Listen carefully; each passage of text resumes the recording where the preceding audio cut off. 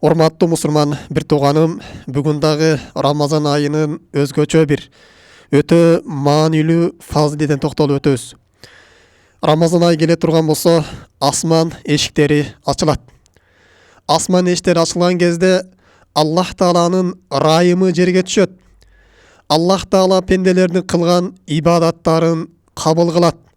Ибадаттар Аллах Таалага көтөрүлөт. Жана пенделердин кылган дуалары кабыл боло турган убакыт болот. Мына ушул улуу фазилеттердин бири бул Рамазан айында болот. Рамазан айында, демек урматтуу мусулман бир тууганым, асман эшиктери ачылган кезде биз көп ибадаттарды жасап калышыбыз керек.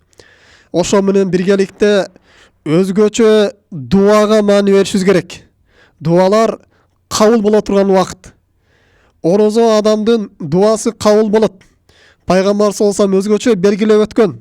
Рамазан айы келген кезде өзгөчө асман эшиктери ачыла турган болсо, дагы ошонун ичинде дагы өзгөчө орозо адамдар үчүн асман эшиктери ачылып, алардын кылган ибадаттары, алардын кылган дуалары кабыл болуп турат. Урматтуу мусулман бир тууганым, Рамазан айы ибадаттар кабыл боло турган убакыт экен. Дуалар көтөрүлө турган убакыт экен.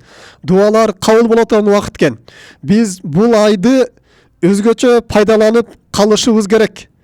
Көп ибадаттар менен, дуалар менен өткөрүп калышыбыз керек. Пайгамбар саллаллаху алейхи вассалам айтат: "Ида дахала шахру Рамазан", эгер Рамазан айы келе турган болсо дейт, "Футихат абвабу сама", асман эшиктери ачылат дейт. Демек, урматтуу мусулман бир тууганым, асман эшиктери Рамазан айы бою ачык болот экен. Рамазан айы ичинде күн болсун, түн болсун, сиздин кабыл боло турган дуаңыз болот. Асман эшиктери Рамазан айында эмне үчүн ачылат дегенде, биринчиден өтө көп периштелер түшөт жер бетине. Периштелер Аллах Тааланы зикир кылган, Аллах Таала үчүн ибадат кылган пенделерге жакындайт. Экинчиден, орозо адамдардын дуаларын кабыл болуу үчүн асман эшиктери ачылат. Аллах Таала Кур'ан-ы Каримде ошондуктан бизге орозо адамдарга өзгөчө көп дуа кылууну буйруган Рамазан айында. Аллах Таала Кур'ан-ы Каримде орозонун өкүмдөрүн эскерип жатып, орозо аяттары эскерилип жатып, ошол аяттардын ортосунда төмөндөгүчө буйруйт: "Ида саалака ибади анни фа инни қариб", эгер пенделерим мен тууралуу сурай турган болсо дейт, менин жакындыгым тууралуу, дуаларга жооп берим тууралуу сурай турган болсо, анда пайгамбар аларга айткан: "Уджибу да'вата да'ин ида да'ан", мага дуа кылуучулардын дуаларын мен кабыл кылам дейт. Эгер мага дуа кыла турган болсо, алардын дуаларын кабыл кылам мен дейт. "Фаластажибу ли вал ю'мину би", алар мага жооп берсин, мага иман келтиришсин, ла'аллакум яршудун, ушунда алар туура жолго түшөр дейт. Рамазан айында биз көп дуа кылууга буйрулуппуз. Аллах Таала аятта өзү дуаларды кабыл кылам деп жатат. Өзгөчө орозо адам дуа кыла турган болсо, анын дуасы кайтарылбайт. Пайгамбар саллаллаху алейхи хадисинде айтат: "Вали кулли муслимин фи кулли яумин ва лайлатин да'ватун мустажабатун". Рамазан айында ар бир мусулман пенде үчүн күн болсун, түн болсун кабыл боло турган дуасы болот дейт. Демек, орозо адам биз көп дуа кылышыбыз керек. Пайгамбар саллаллаху алейхи хадисинде айтат: "Саласатун ла турадду да'ватухум". 3 түрдүү адам бар, алардын дуасы кайтарылбайт. Сөз түрдө кабыл болот. Алардын биринчиси ас-саиму хатта юфтира. Орозо кармаган адам оозун ачканга чейин. Экинчиси вал имаму адилун. Адилеттүү падыша. Үчүнчүсү да'ватул мазлум. Зулум чеккен адамдын дуасы кайтарылбайт дейт. Аллах Таала зулум чеккен адамдын дуасын кайтарбастан кабыл болот. Эгер ушул адам кафир болгон болсо дагы, зулум чегип Аллах Таалага жалдырап кайрыла турган болсо, мунун дуасын Аллах Таала кабыл кылат. Ошон үчүн биз зулум чеккен адамдардын дуасынан коркушубуз керек. Пайгамбар саллаллаху алейхи хадисинде улап айтат: "Ярфахуллаху фауқас сама". Аллах Таала зулум чеккен адам дуа кыла турган болсо, асмандарга көтөрүп барат дейт. "Ва яфтаху лаху абвабус сама", анын үчүн асман эшиктери ачылат. "Ва якур рабб Аллах Таала айтат: "Ва иззатилла ансураннаки валау бадахин." Мен зулум чеккен адамга сөзсүз түрдө жардам берем деп Аллах Таала өзү айтат дейт. Демек, урматтуу мусулман бир тууганым, ороз адамдын дуасы оз ачканга чейин кабыл болот экен. Ороз адам көп дуа кылыш керек. Аллах Тааладан көп акыреттик жакшылыктарды жана дүйнөлүк жакшылыктарды сурашыбыз керек. Аллах Таала ар кандай бале кырсыктардан, жамандыктардан бизди алыс кылуусун тиленип көп суранышыбыз керек. Өзгөчө ороз адамдын оозу ачкан кезде дагы мунун дуасы кабыл болот. Анткени Пайгамбар салам хадисинде келгендей, оз ачкан кезде бул шам намазына азан айткан болот. Азан айткан кезде асман эшиктери ачылат. Азан менен кооматтын ортосунда кылынган дуалар кайтарылбайт. Демек, азан айткандан кийин бул адам дуа кыла турган болсо, мунун дуасы Аллах Таала көтөрүлүп барат.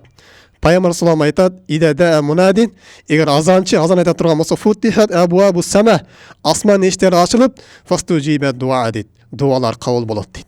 Пайгамбар башка бир хадисинде "Инда ифторихи" деген, ороза адамдын ооз ачып жатканда кылган дуасы кайтарылбайт деген. Ушул убакытты дагы биз пайдаланып, өзгөчө маани берип, ооз ачып жаткан кезде дуа кылып калышыбыз керек. Бирок тилекке каршы бүгүнкү күндө көпчүлүгүбүз ооз ачкан кезде башка нерсе менен алаксып калабыз. Кээ бирлерибиз телефон менен, кээ бирлерибиз телевизор менен, кээ бирлерибиз дагы бир нерсе кылып, оюндар менен эптеп убакытты өткөрүп калайын деген убакыт болуп калат. Ушул учурда биз текке кетирбестен дуа менен өткөрүп калышыбыз керек. Зикирлер менен өткөрүп калышыбыз керек. Ушул учурда дуалар Аллах Таалага тосмосуз бара турган убакыт. Асман эшиктери катарма-катар ачыла турган убакыт. Мусулман бир тууганым, биз ар бир ороз адамдын кабыл боло турган дуасы болот экен, өзгөчө ооз ачкан кезде. Өзгөчө урматтуу мусулман бир тууганым, Кадыр түнү кечесинде көп дуа кылыш керек. Рамазан айы биринчиден, экинчиден орозо кармаган, үчүнчүдөн Кадыр түн кечеси болот. Бул түнү асмандын эшиктери ачылат. Асмандан жерге Жебрейил алейхиссалам баштаган топ периштелер түшөт. Аллах Тааладагы түнүн акыркы бөлүгүндө дүйнө асманына түшүп, пенделерди кылган дуаларына жооп берет. Мына ушул Кадыр түн кечесинде биз көп дуа кылып, пайдаланып калышыбыз керек. Дуалар мустажап боло турган убакыт. Ошон үчүн Айша энебиз Пайгамбар салламга: "Я Расулаллах, я Аллахтын элчиси, эгер мен Кадыр түнгө туш болуп кала турган болсом, эмне деп дуа кылайын" дегенде, Пайгамбар салам төмөндөгүчө үйрөтөт: "Аллахумма иннека афуун", Аллахым сен кечиримдүүсүн, тухиббул афва фафу анни. Кечирген жакшы көрөсүн, мени кечиргин деп сен дуа кылгын деп Айша энебизге Пайгамбар саллаллаху алейхи вассалам буйрук берген. Демек, урматтуу мусулман бир тууганым, биз Рамазан айы бою 30 күндүк бизде мүмкүнчүлүк бар экен. Өзгөчө 30 орозо кармай турган болсок, ар бир ооз ачкан кезде биздин 30 кабыл боло турган дуабыз болот экен. 30 дуаны текке кетирбестен биз пайдаланып дуа кылып калышыбыз керек. Буну жөнөкөй башка нерселерге алаксытып өткөрүп жибербешибиз керек. Мисалы үчүн бир алтын балык кармап алган болсо, бул болбогон нерсе, болбогон окуя. 3 кабыл болот аткан дуаң болот бар дей турган болсо, ошого ишенип, ошого дуа кылат. Рамазан айында сизде 30 күн 30 кабыл боло турган дуаңыз болот. Буну якын менен сиз ишенип, ихлас менен дуа кыла турган болсоңуз, Аллах Таала бунуңузга кайтарымсыз жооп берет. Буну биз текке кетирип албашыбыз керек. Эми дагы урматтуу мусулман бир тууганым, кээ бир эскертип коюш нерсе, эми орозо айында биз айттык, Рамазан айында асман эшиктери ачылат экен. Ушул убакытта инсан ушул убакыттарды пайдаланып, бул убакыттарды урматтап, ибадатка байланыш керек. Күнөө иштерден тыйылыш керек. Күнөө иштер асман эшиги ачылган кезде өзгөчө оор болуп калат. Анын күнөөлөрү эселенип берилип калат. Биз бул убакытта күнөө иштерден алыстап, тыйылып, ибадаттар менен өткөрүп калышыбыз керек. Дуалар менен өткөрүп калышыбыз керек. Дагы бир эскертип кетиш нерсе, урматтуу мусулман бир тууганым, орозо адам өзүнүн нафсысына, өзүнүн мал жанына, өзүнүн бала чакасына тескери дуа кылбаш керек. Өзгөчө ифтар убагында тескери дуа кыла турган болсо, анын тескери дуасы да кабыл болуп калат.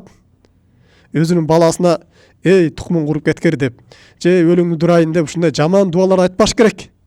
Бул дуа кабыл болуп калат. Бир эле Рамазан айы эмес, башка убакытта дагы пенденин кээ бир учурларда Аллах Таала дуаны кабыл кылып коёт убакыттар болот. Ошол убакытка туш келип кала турган болсо, ошол дуа кабыл болуп калат. Пайгамбар салам бул нерсени кайтарат. La tadu ala anfusikum. Сіздер өзіңер дуа қылбағыла деген. Бұл деген өзіңердің зияныңарға, өзіңердің жаман жағыңарға дейді. Жана өзіңердің бала чақаңарға, жана өзіңердің қызматшыларыңарға, жана өзіңердің мал жаныңарға сіздер дуа қылбағыла, аларға тескери дуа қылбағыла деген. Вала туафиқу миналлахи табарак ва тааля саатан найлун фиха атаун фастажиба лакум. Аллах тағала мына ушундай бир убакытка туш келип кала турган болсо, ал кылган дуаңар кабыл болуп, сіздер зиянга учурап каласыңар деген. Демек, урматтуу мусулман бир тууганым, биз Рамазан айынын урматына күнөө иштерден тыйылып, Аллах Таалага таат ибадаттарга байланып, көп өзүбүз үчүн дагы, жакындарыбыз үчүн дагы, бала чакабыз үчүн дагы, эл жерибиз үчүн дагы, мамлекетибиз үчүн дагы көп жакшы дуаларды кылып калышыбыз керек экен. Мындай чоң мүмкүнчүлүктү текке кетирип жибере беришибиз керек. Мына ушул биз Аллах Таала асман эшиктерин ачып койгон Рамазан айында турабыз. Ушул айды биз туура пайдаланып калайлы. Субханакаллахумма бихамдик, ашхаду ан ла илаха илля анта, астагфирука ва атубу илейк. Ассаламу алейкум рахматуллахи ва баракатуху.